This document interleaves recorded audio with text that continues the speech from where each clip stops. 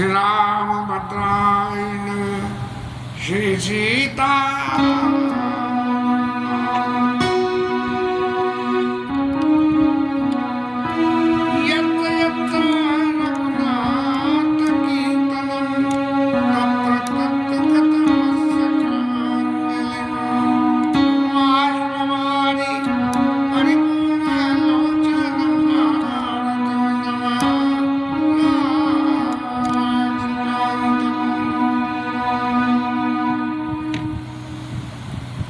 कल तो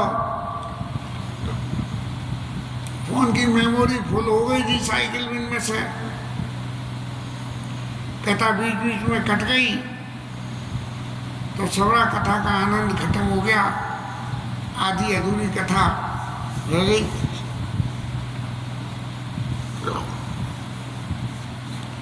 जीवन में पता नहीं कुछ ऐसा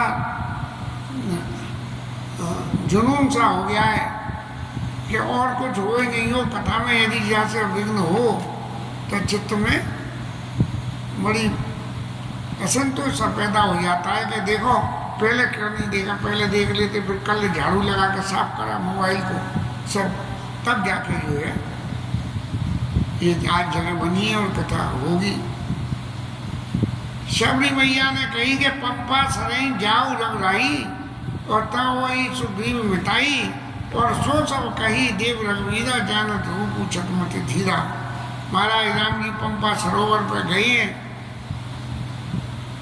ऐसा कुछ देखा सुना हुआ है कि पंपा सरोवर में शबरी मैया ने स्नान कर लिया तो ऋषि मुनियों ने अपना ज्ञान बघाड़ा कि तू अछूत है, तू क्यों स्नान कर लिया, सरोवर का पानी गंदा हो गया।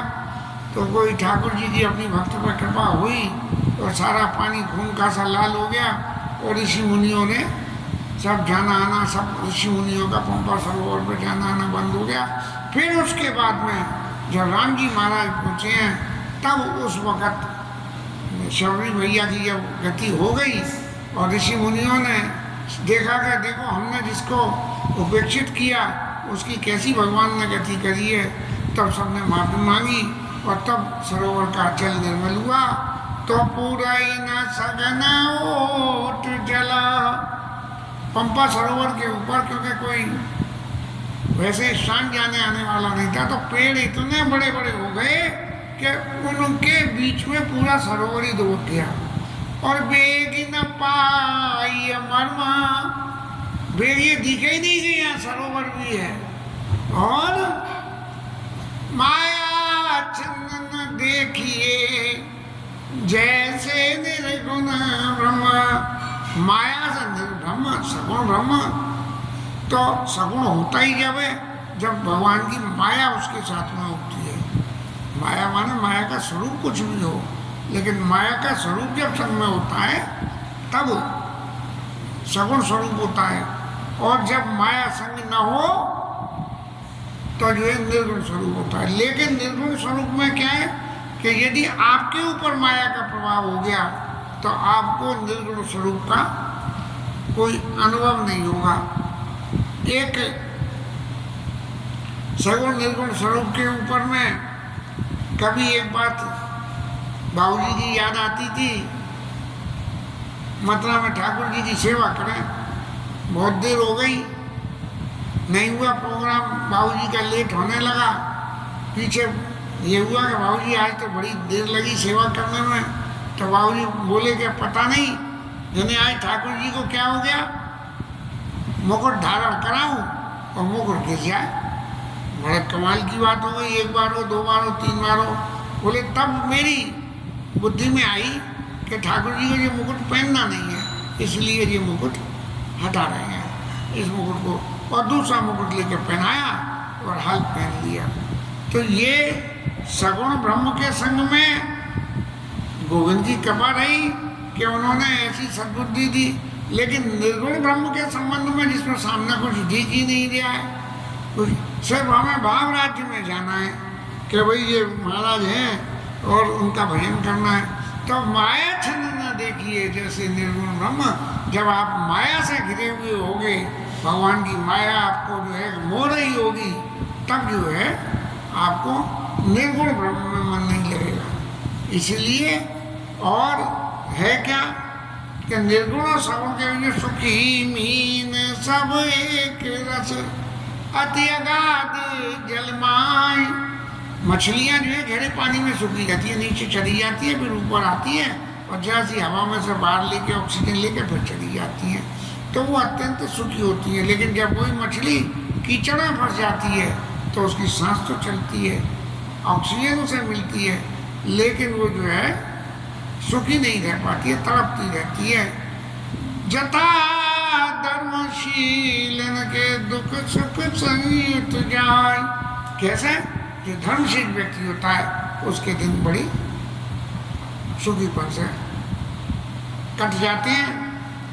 महाराज वन की शोभा का बतेरा वर्णन गोस्वामी जी ने किया है, और इतनी सुंदर शोभा का कभी दर्शन तो करने का मौका मिला नहीं, लेकिन फिर भी फलवारन नव विटप सब रहे भूमि नियराय। बड़ी अच्छी उपमा गोस्वामी जी ने दी कि उस वन में फलों के बोझ से पेड़ सब नीचे झुक गई है, क्योंकि वहाँ किसी का जाना आना ही नहीं था, तो वहाँ क्या हो, तो इसलिए जता परोपकारी पुरुष जिम नभई सुसंपत्ति पाई। गोस्वामी जी ने एक उदाहरण दे दिया कि जिन लोगों को दूसरों का हित करने की आदत होती है वो नवई सुसंपत्ति पाए। यदि परोपकार करने के बाद कोई भी संपत्ति की प्राप्ति हो जाती है तो उसके जीवन में शील आ जाता है। राम जी महाराज आए, तालाब में स्नान किया और आसन पर विराजमान हुए। वही पास में रहने के लिए पानी चाहिए और खाने के लिए कुछ चाहिए, तो फलवारन तो वहाँ थे ही और पानी था ही पंपा सरोवर का, लेकिन शुद्ध हो गया था बिल्कुल। तब जो है राम जी महाराज वहाँ बैठे रहे। अब जो है देवता महाराज आए और उन्होंने कहा कि प्रभु आपने यहाँ तक की लीला तो सब कर ली, अयोध्या लीला कर ली हुई, अयोध्या लीला कर ली, जनकपुर लीला कर ली, वापस वनगमन लीला कर ली, और वनगमन लीला करने के बाद ऋषि मुनियों के ऊपर में कृपा करके वो लीला भी कर ली। अब प्रभु रावण के ऊपर और कृपा करो जिससे हमारी विपत्ति टल जाए।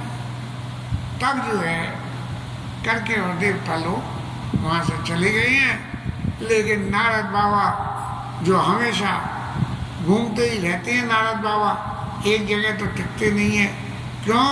कि नारद बाबा जिसके पास भी जाते हैं उसे भगवान की भक्ति का उपदेश और करते हैं, और उसको समझाने के लिए बियॉन्ड लिमिट जाके कोई ना कोई खेल कर देते हैं। वे दक्ष सुतनोपदेश जाई पुनित ने भवन न देखाई। दक्ष के कितने 1000 पुत्र हुए, सती मैया के भैया, और नारद जी बाबा को बुलाया कि आओ महाराज इनको उपदेश करो। तो वो जो है ऐसा उपदेश दिया कि ये संसार माया का जाल है और इस जाल में मत फंसना। सो वो जो है वन में तपस्या करने गए, फिर वो लौट के ही नहीं आए। लोगों ने ये इल्जाम लगा दिया कि नारद जी, नारद सिख जो सुनई नर नारी और अवश्य होई तज भवन भिखारी। यानी नारद जी को यहाँ तक कह दिया सप्तऋषियों ने कि नारद जी की जो शिक्षा को सुनेगा वो घर छोड़ के बाबा जी हो जाएगा। अब नारद महाराज ने राम जी को मोह में शाप दिया, राम जी ने शाप अंगीकार करा और करके और वन में ये राम जन्म की लीला, ये राम जन्म की लीला हुई। और अब अरण्य कांड में भगवान जो है विराजमान है, और नारद जी ने फिर भगवान के दर्शन करे घूमते हुए, और दर्शन करते हुए नारद जी के मन में एक बड़ा शुभ विचार आया कि देखो भगवान विरयवंत, भगवंत ही देगी नारद मनवा सोच विशेषी। भगवान को ये देखे कि भगवान विरय में है, जबकि भगवान को तो कोई विरय होता ही नहीं है, लेकिन नारद जी की भावना है उस भावना से भगवान को जो है विरह हुआ, और विरह होने से नारद जी को मन में बड़ी वो आई कि मोर शाप करी अंगीकारा सैतराम नाना दुख बारा।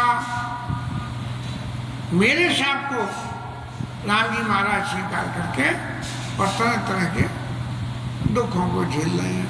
नारद जी ने शाप में सब कुछ दे दिया कि बंचे मोई जवनी धर दिया सोई तन धरो शाप ममिया। जो मनुष्य शरीर रख के विश्व मोहिनी को आप ले गए तो आप मनुष्य शरीर दोबारा धारण करो। अब मनुष्य शरीर धारण करो वो तो करो ही, लेकिन एक बात और कही कि कभी आकृति तुम कीन हमारी, तुमने हमें बंदर बना दिया तो करिए की सहाय तुम्हारी।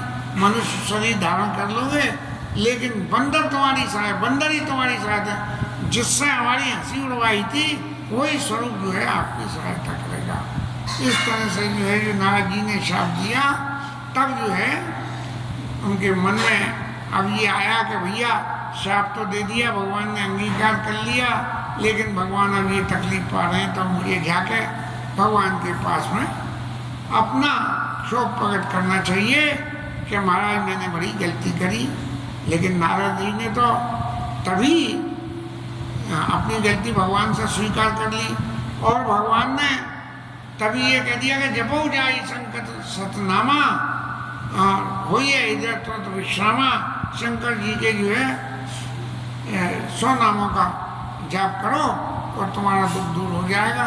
क्योंकि नारद जी ने शंकर जी से ही तो बैर निकालने के लिए भगवान के यहाँ जाकर ये कथा सुनाई थी कि मैंने कैसे कामदेव को जीता, और शंकर जी ने मना करा। और यहाँ तक शंकर जी ने कह दिया कि जिमिया चैत सुनाए मोई तिम जन हरि सुनाए कहो चलो प्रसंग दुरायु तब। भगवान के सामने यदि प्रसंग चल भी जाए तो ये छिपा कर लेना कि महाराज मैंने कोई कामदेव पर विजय प्राप्त नहीं करी। लेकिन जो है नारद जी ने करा, अवमान हुआ, राम जी का को जन्म लेना पड़ा। और अब नारद जी महाराज फिर भगवान के पास में आए और आके बोले फिर ऐसे प्रभु ही मिलो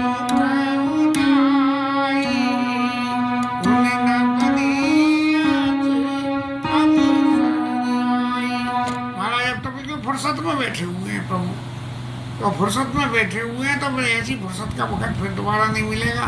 जो लड़ाई मारकाट में चली जाएंगी आगे तो इसीलिए जो है नारद महाराज जो है हाथ में वीणा लेके और नारायण श्रीमन नारायण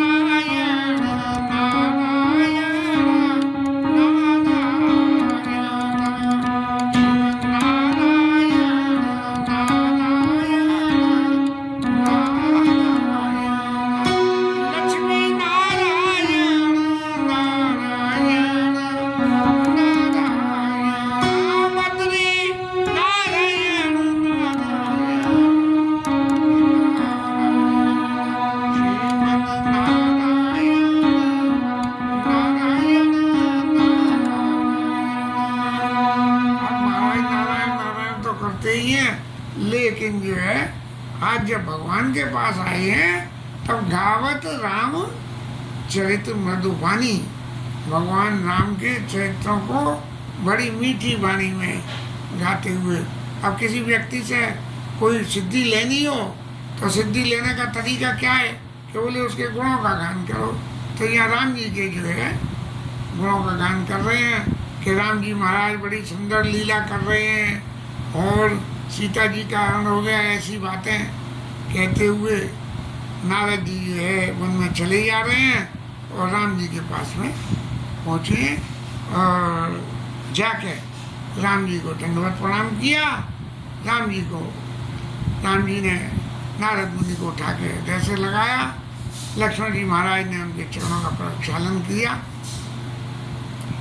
तब भगवान ने अपने पास में बिठा लिया और जब पास में बिठा लिया नाना विधि विनती करी प्रभु प्रसन्न जिए जान। नारद जी ने आके भगवान की खूब विनती करी, उनके मुखन लगाया कि प्रभु मैंने तो बड़ी गलती करी और आपको ऐसे ऐसे सब ये दुख तकलीफ उठानी पड़ रही है। तब जो है राम जी को लुभाने के लिए कि भाई अपना पश्चाताप प्रकट करने के लिए ये बातें कही। और फिर एक बात और सामने प्रश्न कर दिया कि नारद बोले वचन तब जोड़ी सरोरु अपान। दोनों हाथ जोड़ के प्रभु से विनती कर रहे हैं और क्या कह रहे हैं कि महाराज अब किसी को मक्खन लगाना हो तो थोड़ी बहुत उसके ऐसी चर्चा करनी पड़ती है। तब नारद बाबा जो है जपते तो नारायण नाम है, लेकिन जो है आज राम नाम की महत्ता को बखानने के लिए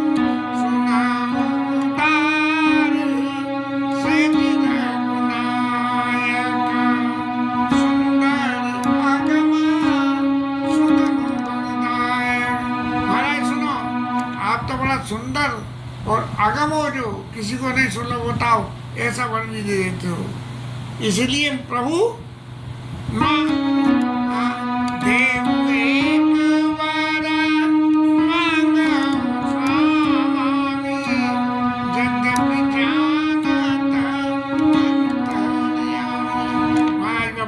आप सब जानते हो बातें मेरे मन की, लेकिन फिर भी मैं अपने इस मुख से आपसे एक वरदान मांगना चाहता हूँ कि आप मेरे को दोगे ना।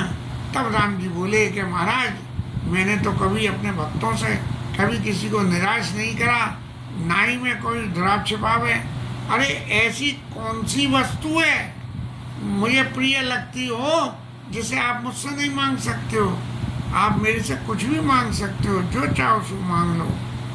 और सबसे बड़ी बात अपने स्वभाव की राम जी कह रहे हैं, मोरे कछो दे नहीं तोड़े, और तुम्हारे को तो अस विश्वास तजो जनी घोरे।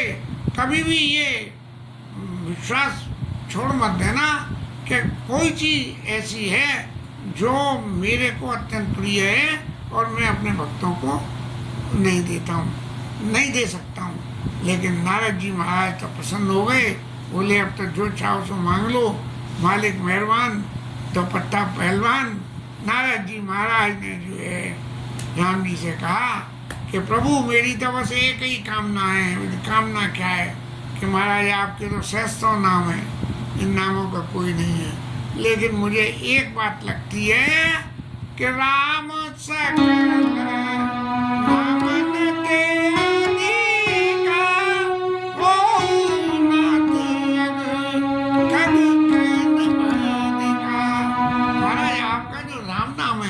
तो लंबे लंबे बहुत सारे हैं, ये राम नाम बहुत छोटा सा नाम है, लेकिन इस संसार के व्यक्तियों को, नारद जी को तो हमेशा संसार के कल्याण की बात करनी, संसार के व्यक्तियों को जपने में ये इतना आसान नाम हो जाएगा। इसलिए इस संसार में होने वाले सापों को, संसार में होने वाले पापों को हरण करने के लिए आपका राम नाम सबसे ज़्यादा बली हो कि राम एक बार कह दो तो सबरे पाप कट जाएं। महाराज ऐसा वर मुझे दे दो। और क्या कि राका रजनी भगति तब, ये जो है आपकी भक्ति रूपी रात्रि, राम नाम सोई सोम, आपका राम नाम चंद्रमा की तरह से जो भक्ति करे और उसको के हृदय में चंद्रमा की तरह अपर नाम उडगन विमल बसऊ भगत उर्व्योम, आपका नाम तो चंद्रमा की तरह से चमके और बाकी जो आपके और शेष नामों में जो नाम है वो सबरे नाम जो है तारों की तरह से चारों तरफ राम नाम रूपी चंद्रमा के तरफ बड़ी अलंकार युक्त भाषा नारद जी ने राम जी के सामने रखी। तो राम जी ने एवं मस्तु कह दिया। जब एवं मस्तु कह दिया तब नारद मन हर्ष अति प्रभु पद नायक मात, और महाराज आपने मेरी मांगा हुआ मुझे दे दिया। ये जो है आपका राम नाम सबसे ऊपर चंद्रमा की तरह से चमके और दूसरे नाम तारों की तरह से रहे। अब जब देखा कि भगवान ने ये सब मेरे को दे दिया, और देने के बाद में बोले महाराज आज तो किसी के यहाँ हम कोई उम्मीद दे के जाएँ और कुछ मांगे और मिल जाए तो ये समझा जाता है कि बड़े हमारे ऊपर अनुकूल हैं। तो ऐसे में बहती गंगा में हाथ धो लो, कुछ और भी पूछ लो। तब नारद बाबा ने ये पूछा कि महाराज एक समय की बात थी जब आपने अपनी माया मेरे पीछे लगा दी, और आपने माया पीछे लगा दी तो मैंने विवाह करना चाहा, और मैं विवाह करने के लिए पागल हो रहा था, लेकिन आपने मुझे विवाह नहीं करने दिया। तो महाराज उसका क्या कारण था? यद्यपि मेरे हित के लिए ही आपने किया, लेकिन फिर भी मैं ये जानना चाहता हूँ कि उसका क्या कारण था। अब राम जी महाराज ने नारद जी को सबरी बात अच्छी तरह समझाई कि नारद बाबा एक बात सुनो, सुनो मोने तोई कहूँ से रोषा, भजाई जे मोई तज सकल भरोसा। मेरे को सारे भरोसों को छोड़ के जो आदमी मेरा ही भजन करता है, जब मेरा ही भजन करता है जो आदमी सारे भरोसों को छोड़ के, तब क्या होता है? तो मैं उसकी रक्षा करता हूँ।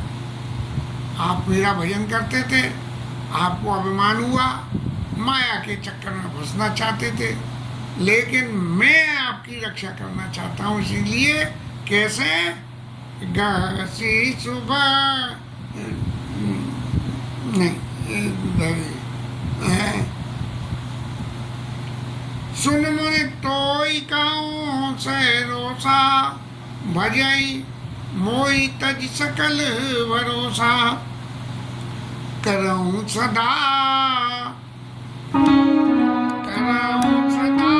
तीना काज कुमारी, जिन बालक राखी तारी। जैसे माँ बिल्कुल छोटे बच्चे गोदी के बालक को रखती है, ऐसे मैं अपनी भक्तों की रक्षा करता हूँ। और इसका एक उदाहरण दे दूं महाराज। उदाहरण क्या है कि छोटा बच्चा है, अब सांप को तो जाने नहीं, या आग दीपक जल रही है उसे तो जाने नहीं, अब बच्चा चला दीपक को पकड़ने, चमकता हुआ देख के, या सांप को पकड़ना। तो क्या हुआ? गह शिशु बच्च अनल आई धाई, तरा कई जननी गाई। माता भाग के पकड़ लेती है उस बच्चे को, अगर उसे दिख जाए तो, कि कहीं ऐसा नहीं हो ये आग को पकड़ ले या सांप को पकड़ ले। लेकिन है क्या? जैसे माँ बालक को रक्षा करती है, जिसको दूसरा भरोसा नहीं है, उनकी तो मैं ऐसे करता हूँ। लेकिन जो ज्ञानी भक्त है मेरे, जो मुझको पहले से ही जानते हैं, महाराज तुम तो अयाने भक्त थे उस वक्त, कि बस राम राम राम राम जपना और बाद बाकी जो कुछ हो, बाकी सब कुछ हमारे लिए सपना कि जो मिल जाए तो सही है। लेकिन जो ज्ञानी व्यक्ति हैं वो ज्ञान से जो मेरी साधना करते हैं, तो मोरे प्रौढ़ तनय सम ज्ञानी। तो ज्ञानी व्यक्ति जो है भजते वो भी मुझे, मैं भी उनके लिए कुछ ना कुछ करता हूँ। कैसे करता हूँ? कि मेरे प्रौढ़ पुत्रों की तरह से होते हैं। प्रौढ़ माने जिनको ये समझ आ गई है सही क्या है और गलत क्या है। मोरे प्रौढ़ तनय सम ज्ञानी, और बालक सुत सम दास अमानी। ऐसे मेरे दास जिनको बिल्कुल इस बात का मान ही नहीं है कि हमें क्या है, बोले हमारा तो जो कुछ है वो हमारे राम जी का, हम राम जी के, राम जी हमारी है, ऐसा जो है। लेकिन होता क्या है, जो मेरे ज्ञानी भक्त होते हैं उनको अपना बल होता है कि भाई अपने ज्ञान से बोले कि हमें भगवान के लिए ये करना चाहिए, वो करना चाहिए, तब ये मिलेगा। और जने मोर बल निज बल ताई, और दूँ का काम क्रोध रिपुआई। मेरे भक्तों को तो एक ही बल है, वो जो कुछ जाय विधि राखे राम ताई विधि रही है। ऐसा जो है मेरे संग तो है बालक भक्तों के साथ में तो ऐसा अमान जो भक्त बालक के समान है वो जो है उनके संग में तो ऐसा, और जो ज्ञानी भक्त है मोरे प्रवर्तन समज्ञानी बालक सुसंधानवानी जन ही निज बल नहीं जन ही मोर बल, जो मेरे बालक के समान दास हैं उनको तो मेरा बलि होता है, और जो कुछ है सब राम जी का है। और निज बलता ही, और ज्ञानी को जो है अपने ज्ञान से ये बल होता है, अपने ज्ञान से ये बल होता है ज्ञानी को कि भाई ये करना चाहिए, ऐसा करने से प्रभु प्रसन्न होंगे। तो लेकिन दू का काम क्रोध रिपुआई, लेकिन जहाँ गुण होते हैं उनके संग में अवगुण अपने आप ही चले आते हैं।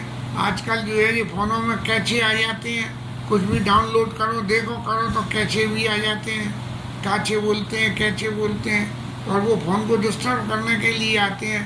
तो ऐसे ही जब मेरी भक्ति करते हैं ज्ञानी करते हैं, और बालक सुत जब मेरी भक्ति करते हैं तब जो है उनको काम और क्रोध परेशान करते हैं। महाराज जैसे तुम्हें पहले तो काम ने परेशान करा आपको, और फिर आपको क्रोध ने परेशान करा, तो मुझे साफ दे दिया। इसलिए जो समझदार हैं पंडित हैं जो जानते हैं अस विचारी पंडित मोहि बजाई, पायो ज्ञान भगति मोहि तजै। इसलिए जो चतुर हैं पंडित हैं वो भले ही उन्हें ज्ञान हो जाए लेकिन मेरी भक्ति का परित्याग नहीं करते हैं, मेरी भक्ति को नहीं छोड़ते हैं, हमेशा मेरे आश्रय को अपना बल मान के कि भगवान का आसरा ही मेरा बल है, ऐसा जो है मान के रखते हैं। अब जब काम और क्रोध दू के काम क्रोध रिपुआई, काम क्रोध मद लोभ सब, अब ये काम के इनके रिश्तेदार हो रहे हैं, क्रोध मद लोभ मोह, प्रबल मोह के धार, और इसमें भी जो मोह है उसकी धार बड़ी तेज होती है। वो तो ऐसे मोह, एक बार मोह हुआ नहीं ये काट दिया, महाराज तुम्हें एक बार मोह हुआ तो तुमने मुझे ही शाप दे दिया। तो प्रबल मोह के धार तिन अति दारुण दुखद, जब ये काम क्रोध लोभ मद मोह मद मत्सर ये जब पीछे लग जाए इन सबों में, तिन में अति दारुण दुखद माया रूपी नार, इन ये तो दुख देंगे तो देंगे, लेकिन इन सबों के चक्कर में जब जाके माया रूपी स्त्री का वो स्वरूप लक्ष्मी का स्वरूप है, और दूसरा स्वरूप एक स्वरूप सरस्वती का ज्ञान का, और एक जो है लक्ष्मी का ज्ञान का सरस्वती का, और तीसरा जो है माया का स्वरूप है। तो जो लक्ष्मी का माया का जो स्वरूप है वो अत्यंत दुख देने वाला है। और माया में भी भगवान ने लक्ष्मण जी को उपदेश में कहा कहते ही कर वेद सुनो तुम सो विद्या पर विद्या दो। माया के भी दो रूप हैं, एक विद्या एक अविद्या।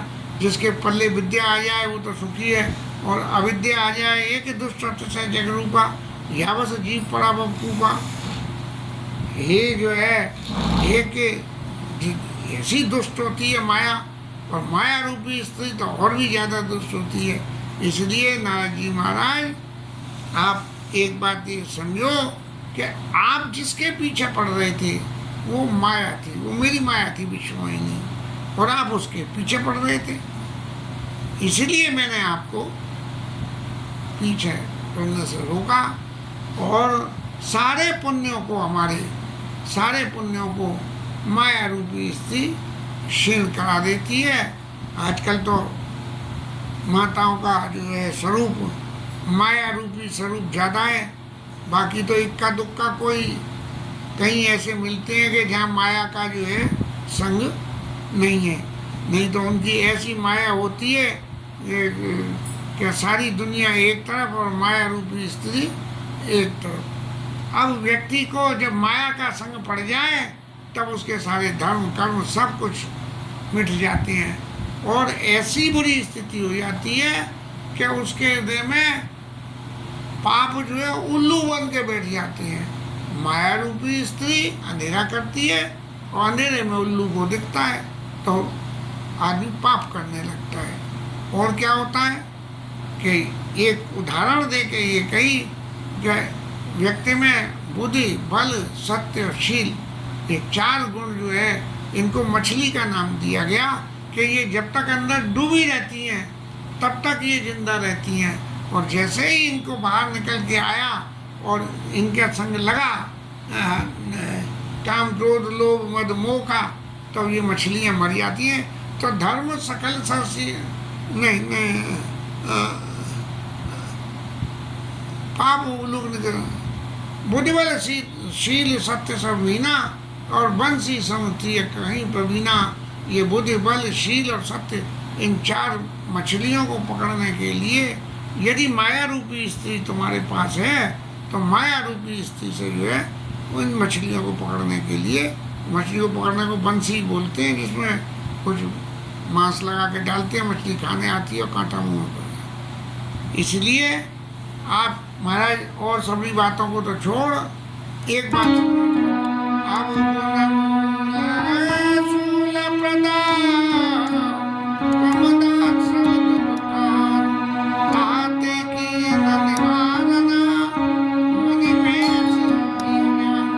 महाराज मैंने सब तरह के दुखों को माया रूपी स्त्री, क्योंकि आप माया के पीछे थे, इसलिए इसका अर्थ ये कतई नहीं है कि धर्मपत्नी इसमें स्त्री स्वरूप में शामिल हो।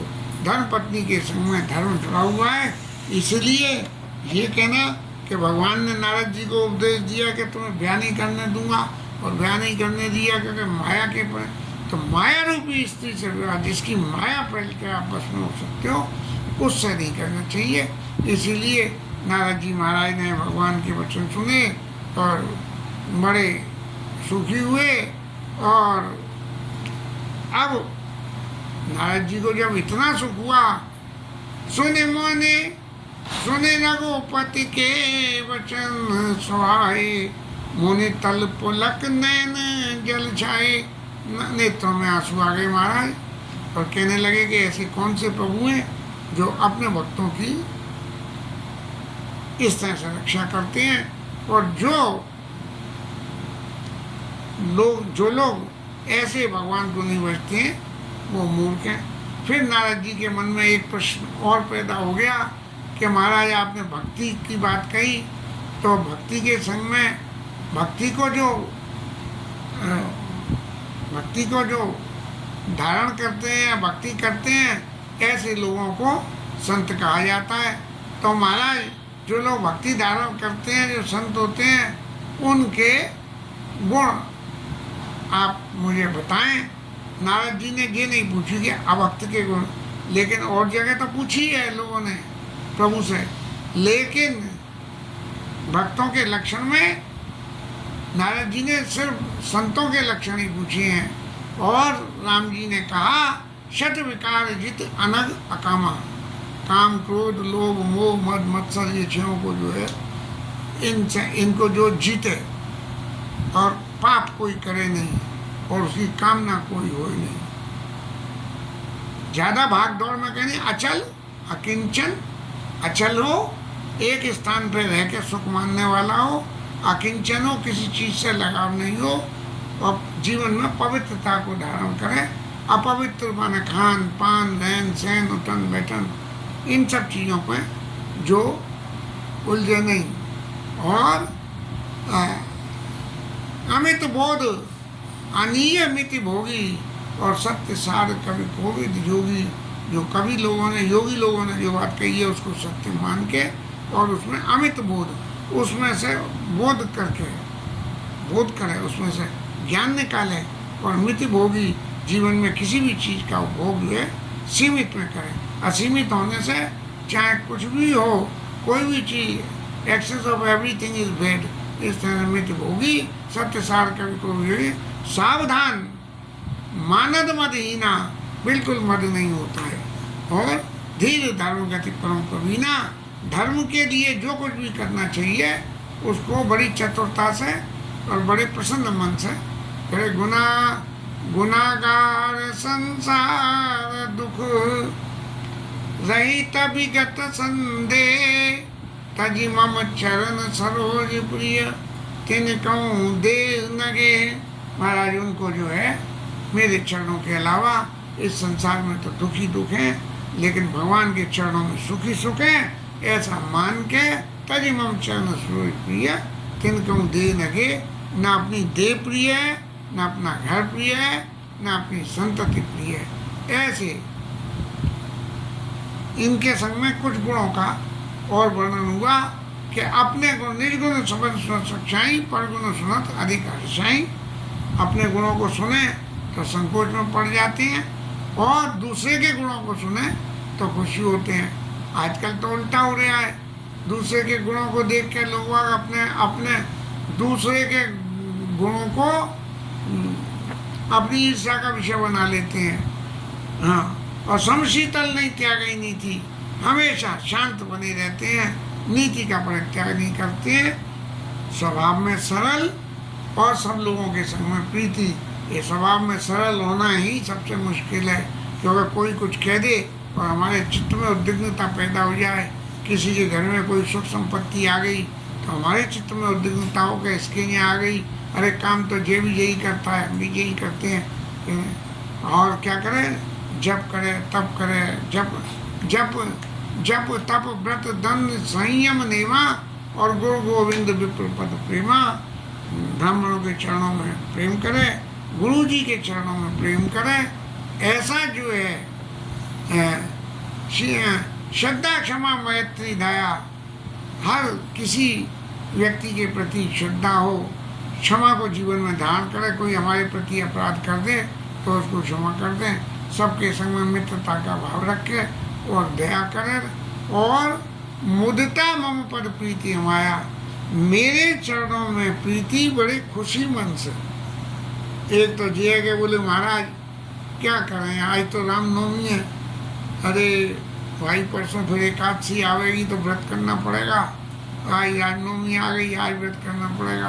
तो ये चीज नहीं, मुदिता मम पद प्रीति अमाया, माया रही तो क्या मेरे चरणों में प्रेम करे। बोले बड़ी अच्छी बात है, आज राम जी की जन्म का व्रत करेंगे, फिर एकादशी का करेंगे। दंभ कभी नहीं करे, मान कभी नहीं करे, मद कभी नहीं करे, और गलत रास्ते पे नहीं आए। अब इतने गुण राम जी ने नारद जी को बता दिए, नारद जी के पास तो सब कुछ मौजूद है ये सारे गुण। तो उन्होंने कहा कि इतने गुण होने के बाद यदि एक गुण और जोड़ ले,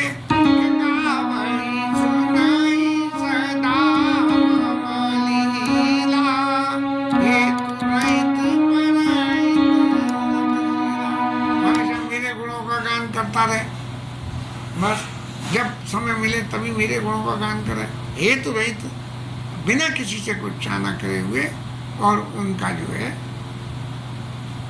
काम करे। और शील को, शील में रह के देखो भाई मैंने तुम्हारा बहुत काम करा है, मैं नहीं होता तो तुम्हारा काम ना, ये पर हित रत शीला, शील के साथ में। और नारद जी महाराज इतने गुण तो कह दिए, लेकिन फिर भी अभी गुण बहुत बाकी रह गए हैं। उन गुणों का वर्णन सुने मोने साधन के गुण जेते, कही न सकत सारद श्रुति तेते। शारदा भी बखान नहीं कर सकती है साधुओं के गुणों को, इतने गुण हैं तो मैं क्या बखान करूं, ऐसा कह के कही कही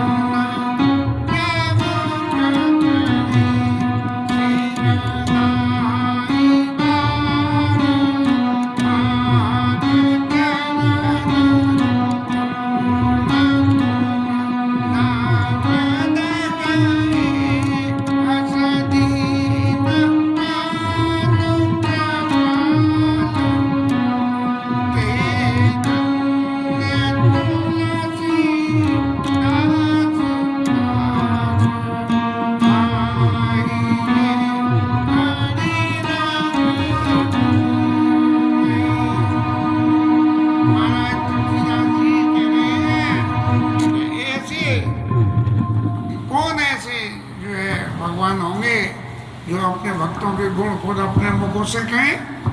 और नारद बाबा जी बार बार चरणों में सिर नवा के और ब्रह्मपुर के चले गए।